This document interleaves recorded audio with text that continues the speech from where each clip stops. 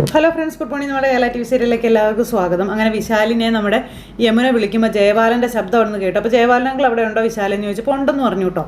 അപ്പോൾ കുറച്ച് മുമ്പാണ് വിളിച്ചപ്പോഴേക്കും പുള്ളിക്കാരൻ ഇവിടെ ഇല്ല എന്നുള്ള കാര്യം പറഞ്ഞത്.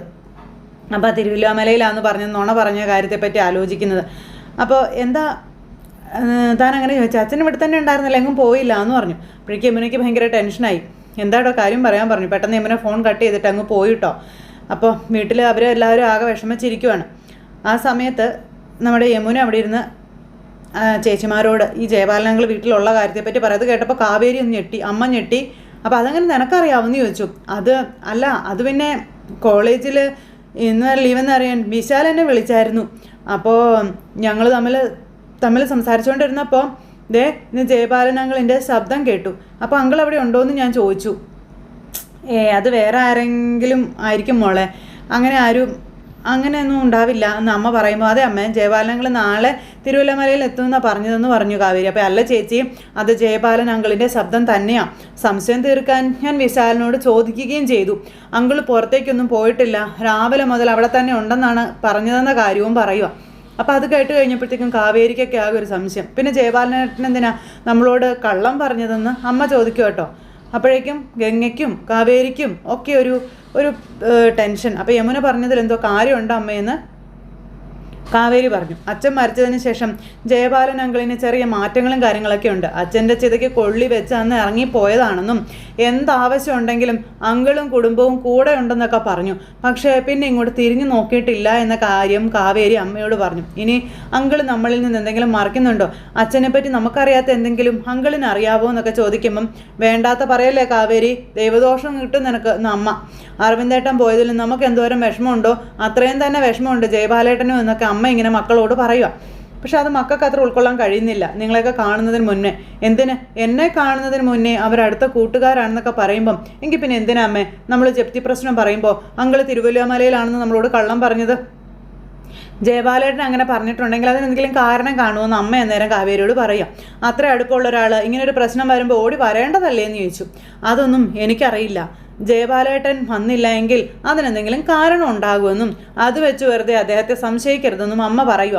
ഇവിടെ സംശയത്തിൻ്റെ പ്രശ്നമൊന്നും ഇല്ല അമ്മേ, അങ്കിൾ എന്തിനങ്ങനെ ചെയ്യുന്നതെന്നാ മനസ്സിലാവാത്തതെന്ന് യമുന പറയുമ്പം മക്കളെ, അച്ഛന് നമ്മളറിയാത്ത ഒരു രഹസ്യം പോലും ഇല്ല, നിങ്ങളും കണ്ടതല്ലേ എന്ന് ചോദിച്ചു.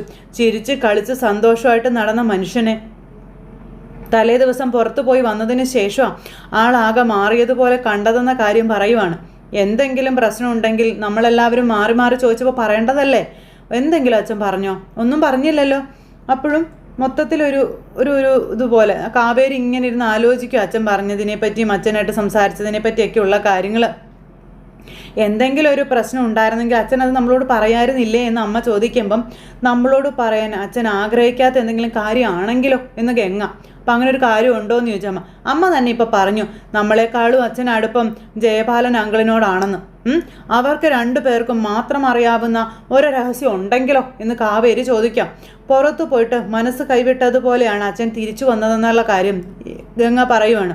അച്ഛൻ ഇവിടെ നിന്ന് പോയി തിരിച്ചെത്തുന്നതിന് ഇടയിൽ എന്തോ ഒന്ന് സംഭവിച്ചിട്ടുണ്ടെന്നുള്ള കാര്യം പറയുക മക്കൾ. എന്തായാലും അച്ഛൻ വെറുതെ പുറത്തു പോയതല്ല, ആരെയോ കാണാൻ വേണ്ടി പോയതാണെന്നും ആരെ കാണാനാ പോയതെന്ന് ആരോടെങ്കിലും പറഞ്ഞിട്ടുണ്ടോ എന്നും യമുനയും ചോദിച്ചു. ഇനി അച്ഛൻ പുറത്തു വെച്ച് കണ്ടത് ജയബാലൻ അങ്കിളിനെ തന്നെ ആണെങ്കിലോ എന്നൊക്കെ ചോദിക്കുമ്പോൾ അവർക്ക് സംശയം.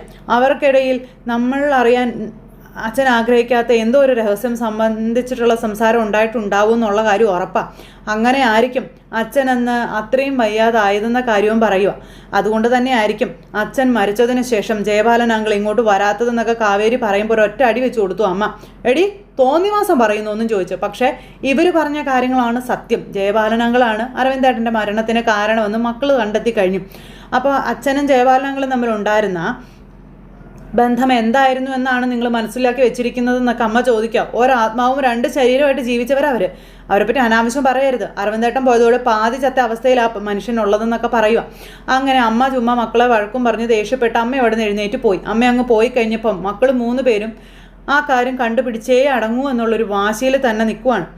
അങ്ങനെ അതെല്ലാം കഴിഞ്ഞതിന് ശേഷം പിന്നെ കാണിക്കുന്നത് നമ്മുടെ കാവേരിയെ പറ്റി ആലോചിച്ച് ജയബാലൻ്റെ മകൻ ഇങ്ങനെ അവിടെ കിടക്കുക കേട്ടോ.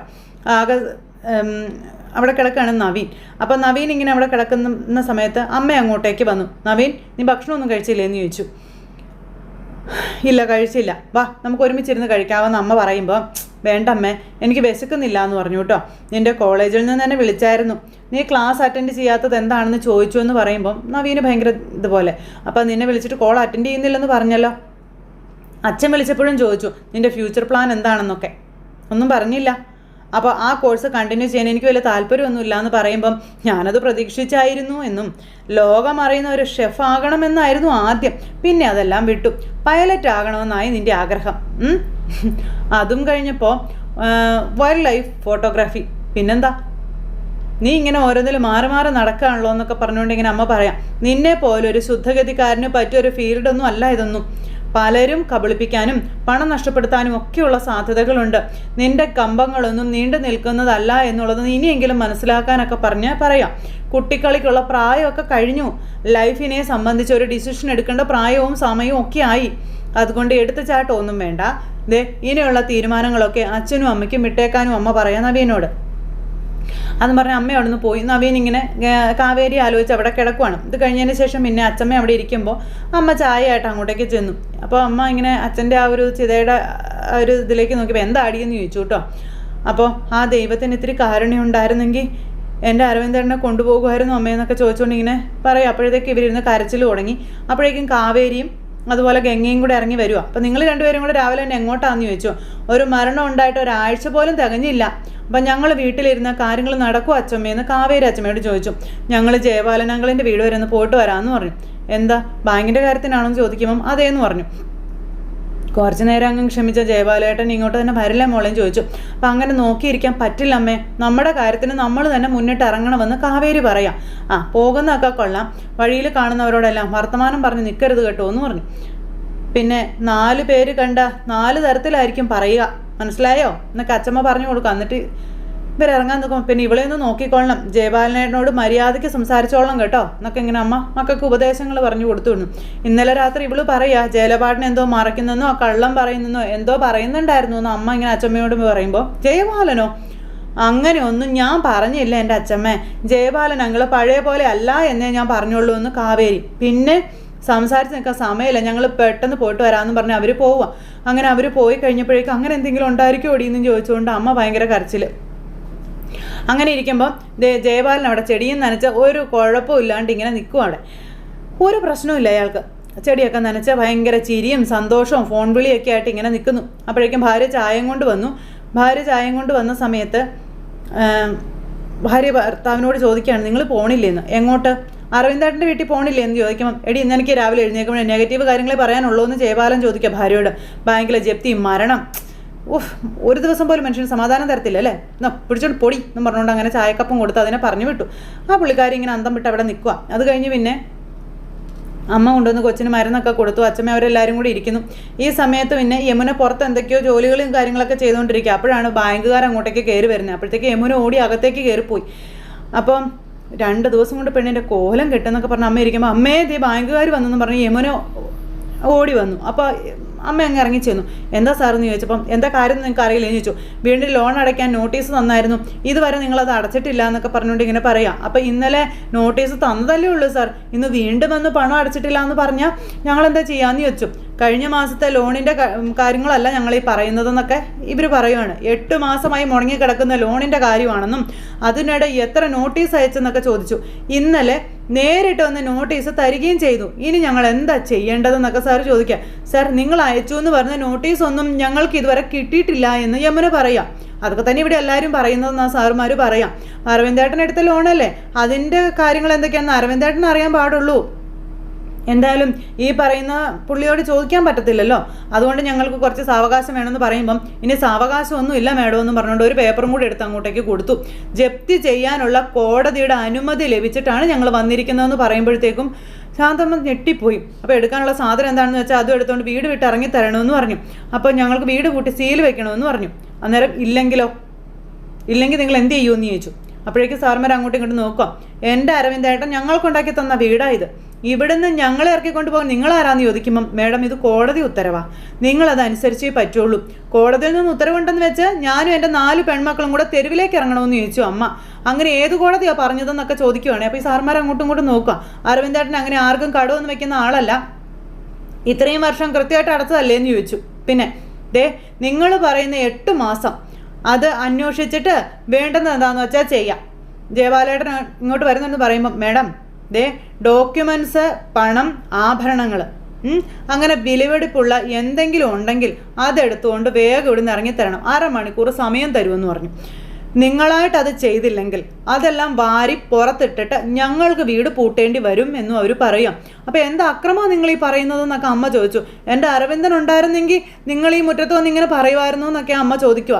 അവൻ മരിച്ചെന്ന് അറിഞ്ഞതുകൊണ്ടല്ലേ നിങ്ങൾക്ക് ഇതിനൊക്കെ ധൈര്യം വന്നതെന്നൊക്കെ ചോദിക്കുന്നു അമ്മ ഇവരോട്. പെണ്ണുങ്ങൾ മാത്രമുള്ള വീട്ടിൽ വന്ന് എന്തും പറയുകയും ചെയ്യാം എന്നൊക്കെയാണോ? അന്നേരം മേഡം പറഞ്ഞ സമയം കഴിഞ്ഞാൽ ഞങ്ങൾ എന്താ ചെയ്യാമെന്ന് ഞങ്ങൾക്കറിയില്ല എന്ന് പറഞ്ഞു.